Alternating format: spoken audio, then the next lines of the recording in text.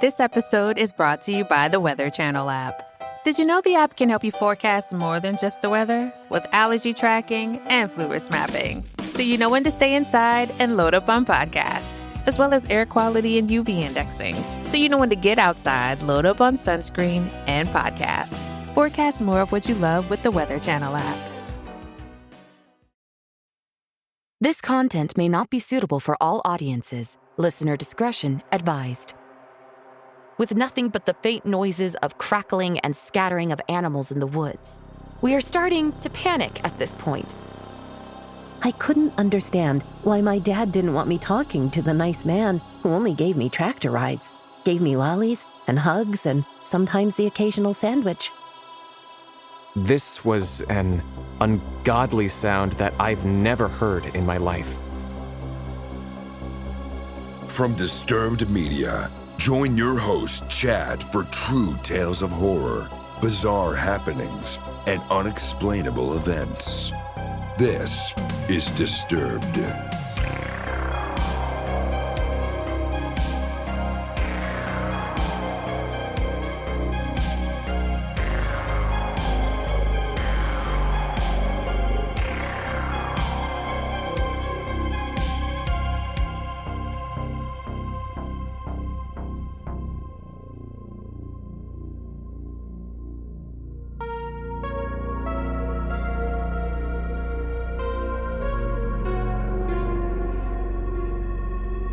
Welcome back in, everyone, and thanks for joining me.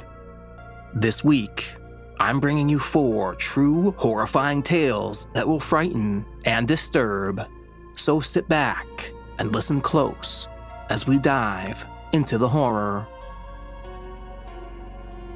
We open the show hearing from Reddit user Forrest Night, featuring voice work by Tom Aglio, and we clean up the scene.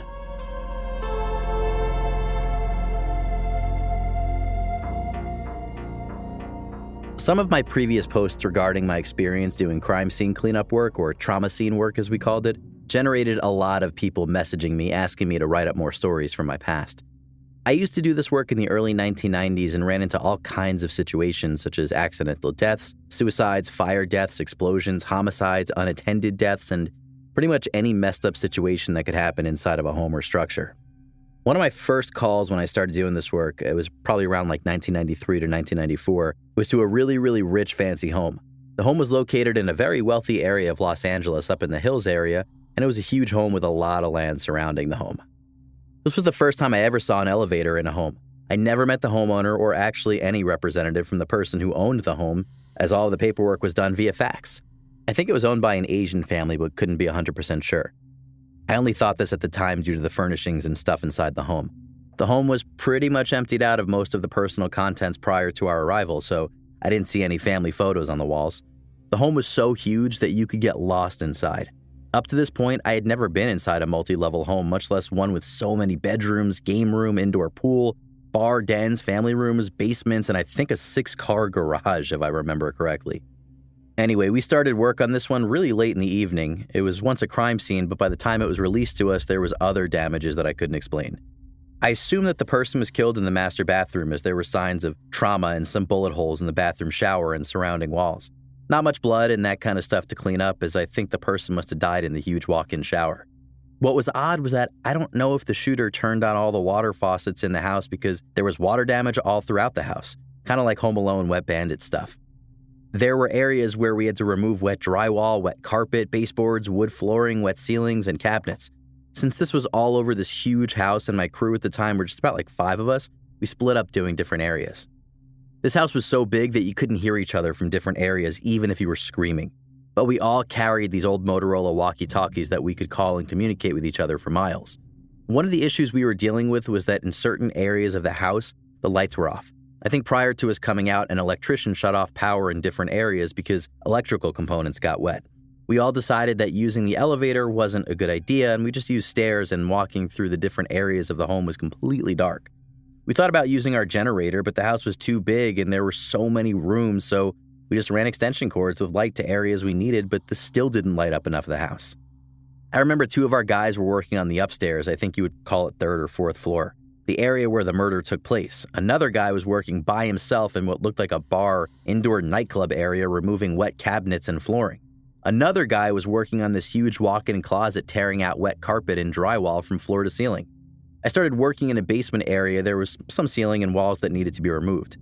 This job was going to be an all-nighter because of the vast areas and multiple areas that all the damage was, and we kept finding more and more.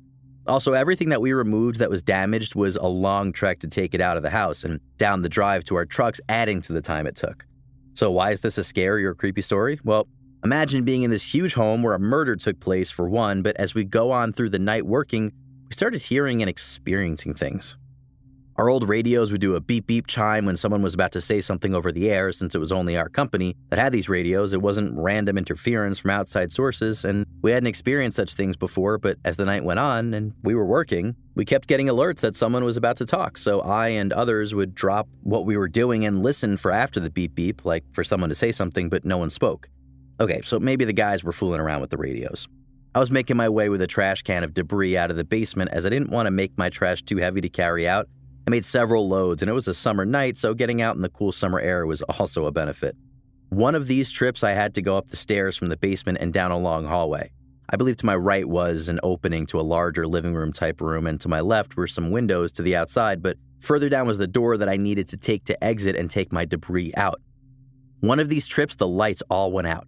I got some light from the moon outside, but to my right, the rest of the house seemed unnaturally dark. As I make my way back to the truck, I grab the small flashlight in case this happened again. After a while of working the basement area, one of my guys comes up to me and starts chatting. I could tell he's nervous, and he starts on me saying, wouldn't it be better if we worked together? That way we can finish up areas quicker. I could tell he didn't want to be by himself, so I agreed, and honestly, I knew how he felt. At about 1 a.m., we all decided to take a break and meet in the pool table room and eat and, relax. We started exchanging stories about the place, mostly on how cool it was, but also on how creepy it was. We all experienced random whole sections of the house losing power, only for it to come back on again, then at a different section. The guys that were on the upstairs part talked about hearing music, but couldn't find the source. I brought up who's the dumbass who keeps hitting the talk button. No one did. We started coming to the realization that this job wasn't going to be completed tonight, and it would be a 2 or 3 day job. We talked about our options, and one of them was, since it was nearly 2 at that point, we should work a few more hours and sleep there and get up and go shower and go back to our office. I, for one, wasn't into the idea of sleeping in that house and overruled and said, we'll work a couple more hours, then call it a day. The following day, we already had another job on the books, so we got home and rested a little, then back at it. We got back to the big fantasy house around 3 p.m. and decided to work as long as we could, then finish it up the following day. That evening, we sent one of the guys for pizza, and we kept working, so there was 2 of us paired up, and when the pizza came, we would break, eat, and rest up a bit, then back to it. I know this is drawn out, but for the things that happened the next day, I'm not sure if it was us being super tired and sleep deprived or if something else was going on in the house. After we ate our dinner and once again back in the pool table room, we're just relaxing as the work and distances in this house takes a toll on us. We decide the best case so no one of us gets too tired lugging the trash is we'd split that duty. One guy will go, then come back, and another guy would go and come back, and so on. Almost everyone hears music playing at some point in the house. I heard it walking down from the kitchen area to that long hallway, but it sounded like it was coming from another location in the house.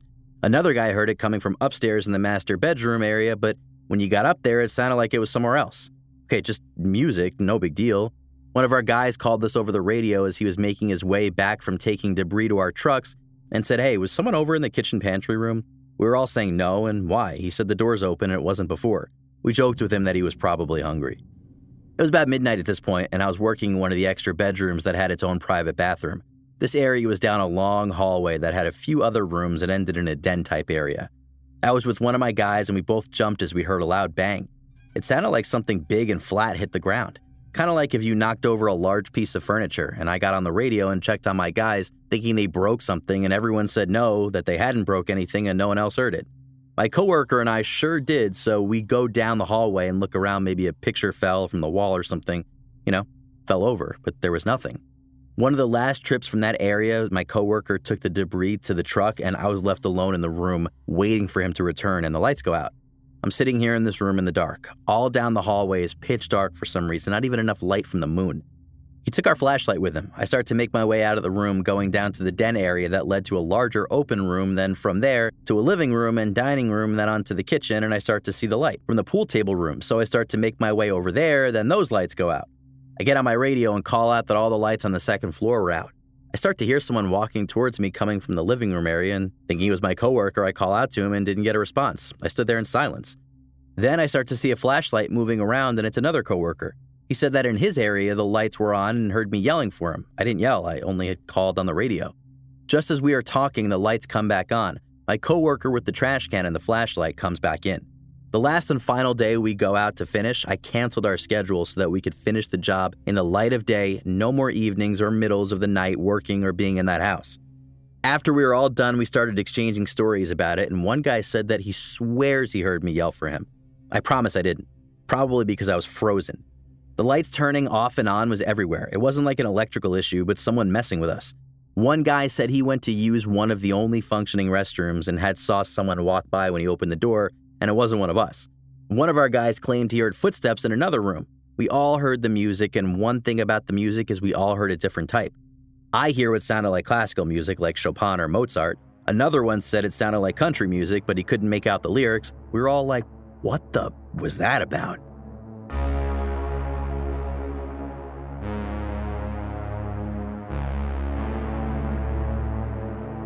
Get your voice on Disturbed with our hotline, available 24/7 completely free. Tell us your experience or just leave your comments on the show. Visit hotline.disturbedpodcast.com on your mobile device or computer. Up next, we have an email submission from Amy, featuring voice work by Sarah Thomas. And we see the lights.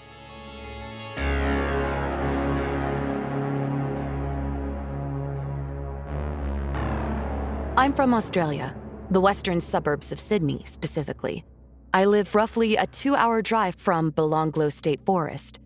This is the forest where notorious serial killer Ivan Milat hid up to 7 or more young backpackers' bodies between the years of 1989 to 1993. Police believe there could have been many more, as this forest is quite large.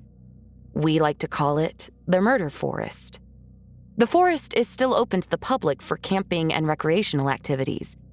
It is actively one of my partners and my favorite camping locations. As we are from Western Sydney, 4-wheel driving is an avid hobby in our area. We packed our camp gear, got the car ready, and headed to the forest. We set up camp in one of our favorite, very secluded spots. Picture a large circular opening surrounded by forest and trees. We decided to kick back and relax for a few hours and have a few drinks by the fire. The sun slowly set and night was upon us. Being young and in a then newish relationship, we decided to go for a nighttime drive and try to do some of the 4-wheel drive tracks in the forest. Everything was going smoothly for a while. We drove through the tracks with ease until we reached a long, deep track where multiple vehicles had previously attempted to drive through, creating long, deep tire marks filled with water and mud. We said, fuck it, let's give it a go. We drove through the first section with a bit of traction, and all of a sudden the back end of the car just sinks into the mud. My partner is pumping the accelerator. The tires just keep spinning, and we are officially stuck. We hop out of the car to see the damage, and you best believe we were very stuck. The whole back end of the flatbed truck is inches away from being underwater. We start digging by hand to get the mud from under the tires. We even put the rubber floor mats under the tires to try and get some traction, with no luck. Keep in mind, it is pitch black by now in the middle of the murder forest, miles from camp and miles from another human being to come help pull us out. We keep digging for what seems like hours and taking turns to drive out while the other stands at the back. We eventually gave up. We grabbed whatever dry clothes we had in the car and realized we left our phones at camp. So not only are we stuck miles from camp in the murder forest, we also have no form of light or phone service. At this point, it's around midnight, according to the time on the car radio. We set off into the forest to try and find our way back to camp. We took multiple turns down very long stretches of dirt roads whilst driving, so navigating back in the pitch black of night was nearly impossible. We walk and walk for roughly 2 hours, cold, wet, and covered in mud on pitch black dirt roads, with nothing but the faint noises of crackling and scattering of animals in the woods. We are starting to panic at this point, as it is at least 2 a.m. and we are completely lost. We started screaming out for help in the hopes that there are some other campers nearby. No one answers. The forest goes silent at this point. Not even the birds or animals are making any form of noise. Both terrified, we decide to turn back and try to at least get back to the car for safety and shelter for the night. As soon as we turned around, I spotted what seemed to be a trail of small dim lights on the right side of the dirt road we were walking on. I turned to my partner and asked if he was seeing them also. He hesitantly says, yes. Keep in mind, my partner in no way believes in the supernatural of any kind and is genuinely afraid of any witchy voodoo shit, as he calls it. I, on the other hand, was raised to believe and have taken part in many supernatural activities. Obviously curious, we start walking in the direction of the lights, and for whatever reason, I'm feeling a sense of calm following them, as if someone or something is trying to guide us home. As we get closer to each small, dim light, they disappear, as if it was never there in the first place. But as each light disappears, another shows up in its place a few hundred meters ahead from the last. This continues all the way until we come to a right-hand turn that we recognize as the turn back to our campsite. We recognize it as it has a large wooden fencing around the corner of the turn. We take the right turn and the lights fade as if they were never there. We walk maybe 500 meters up this road and see our campfire in the distance. My partner and I looked at each other in almost disbelief at what had just happened, but ignored it and both started running to the entry of our secluded camping area. We both get changed out of our wet, muddy clothes and sit under the camp awning we built where all our kitchen equipment is. We sit down and start talking about the lights and the experience we both just encountered with disbelief and gratitude to whatever had just occurred. Remember earlier when I stated my partner has no belief or interest in the paranormal or spirits? Well, if what had just happened to us didn't change his mind, this next part of our evening definitely put some doubts in his heart. As we were sitting and chatting in our kitchen area, a few white moths started to appear under the small light we had going to illuminate the area. Within minutes, I'm not even exaggerating, there were over 20 to 30 white, large wingspan moths flying around us. Me, being the absolute weirdo that I am, put both my arms out while sitting with my legs crossed on the ground. Almost every white moth landed on my arms, my head, my legs, and just sat there for a good 90 seconds or more. My own belief of this encounter is that someone or something guided us home, and these moths were a sign that we were now back in safety and away from danger. When I think back to this encounter now, and remember the lost lives of the backpackers that Ivan Millen brutally murdered, I like to think that each and every one of those white large moths were the spirit of each person, ensuring no harm came to another person in that vast forest. I am grateful to these spirits to this day. To the spirits, the lights, and whoever or whatever guided us home that night. I kind of hope we meet again. If I'm in danger, that is.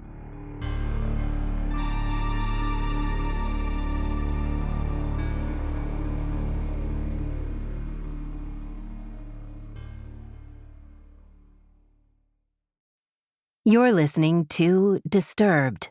Now, back to the horror.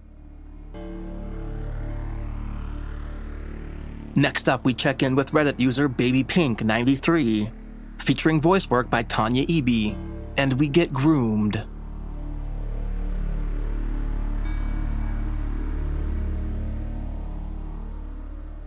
My family and I had a caravan in a holiday park in NSW. We would go there every school holiday, and there was many kids I used to run around and play with. I have fond memories of this place, where I learned to ride a bike and had my first kiss. But other memories are not as good, and now leave me with that egg flip feeling in my stomach. The people that owned the caravan park had a son. He was roughly 25 years old, and I would have been around 5 or 6. He would drive around the park and collect everyone's rubbish on a tractor, and do other odd jobs like this to help out his parents. Every once in a while, he would pull up when I was playing out the front and ask if I wanted a ride on the tractor.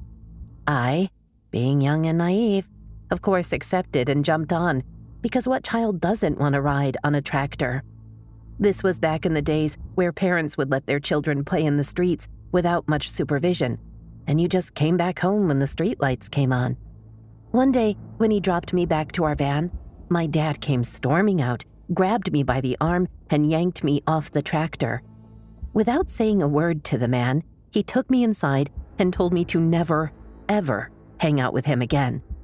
"I don't want you hanging around with that man again," he said, without saying why. "But he's nice. He gives me lollies," I said. "Just don't. I'm telling you, don't talk to him," he replied. I couldn't understand why my dad didn't want me talking to the nice man who only gave me tractor rides, gave me lollies and hugs and sometimes the occasional sandwich. I remember telling the man one day, "My dad said I'm not allowed to talk to you anymore," to which he smirked and replied, "Oh yeah? Why's that?"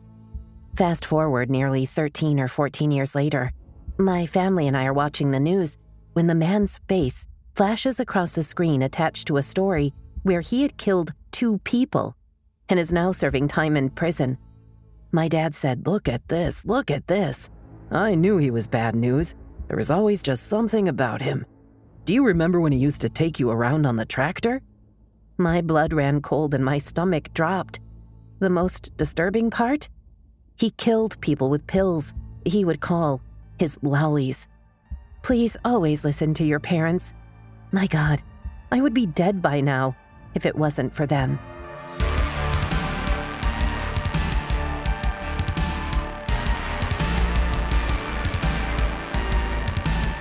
Looking for even more Disturbed?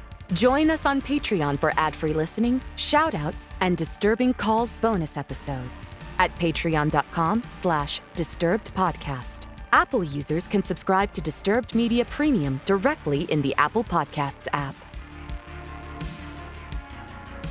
And finally, we close out the show hearing from Reddit user Caden J. Peters, featuring voice work by John Patneude, and we've never been more creeped out.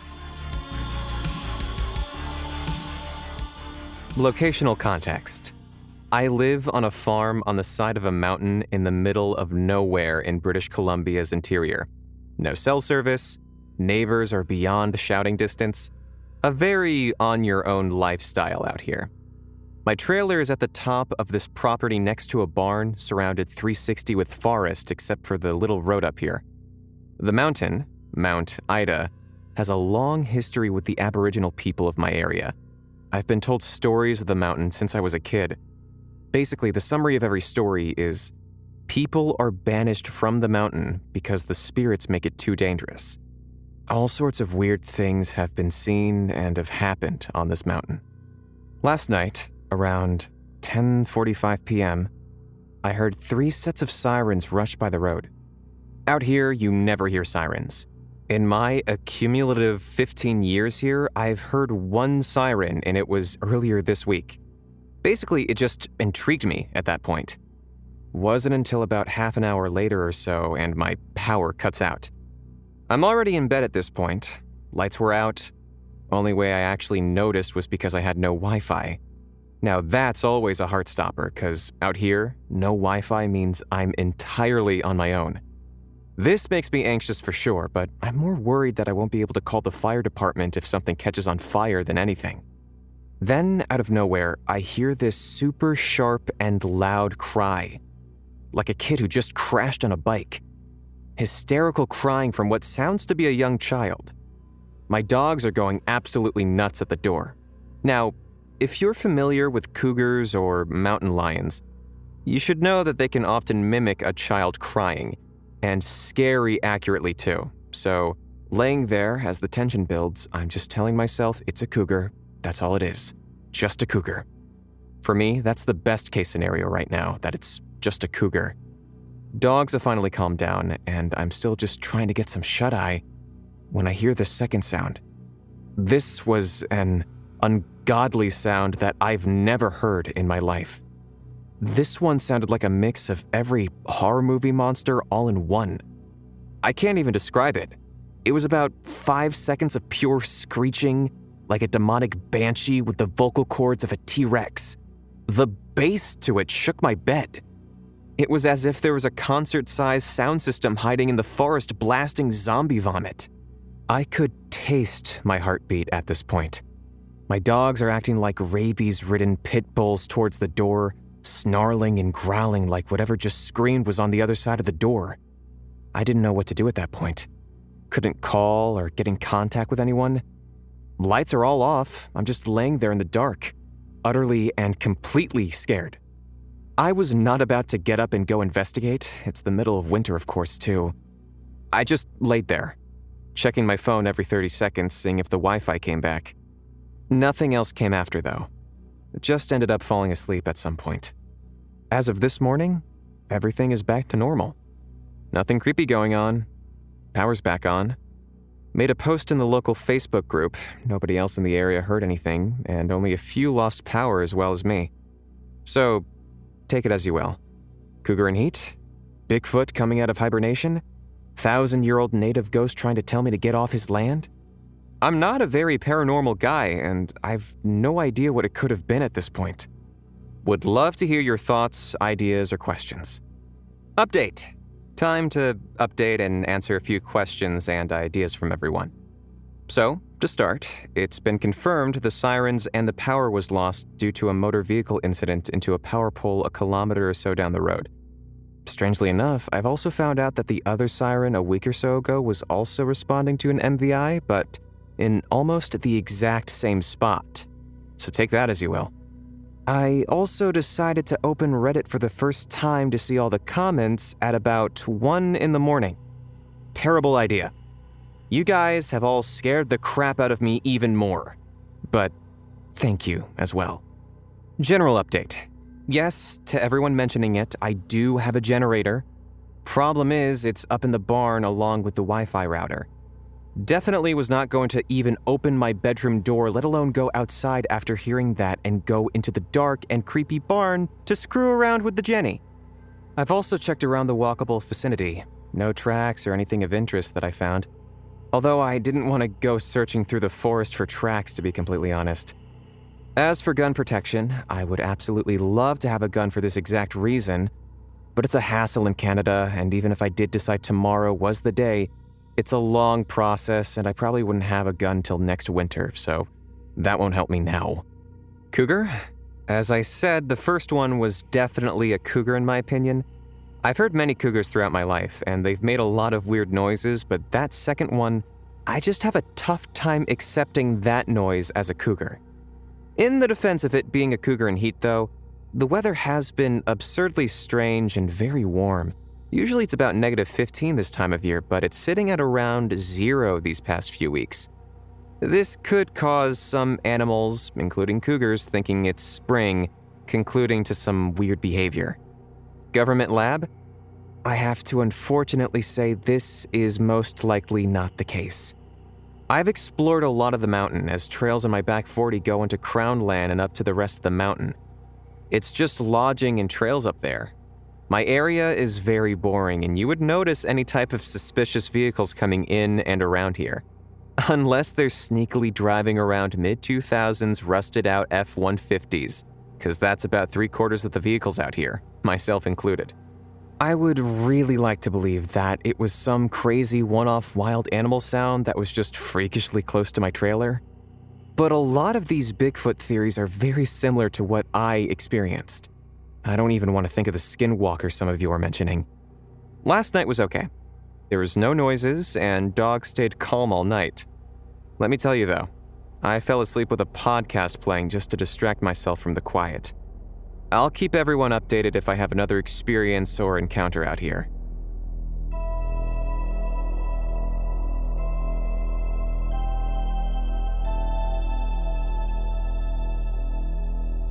Follow our social channels on Facebook and Instagram at Disturbed Podcast and on Twitter at Disturbed_pod.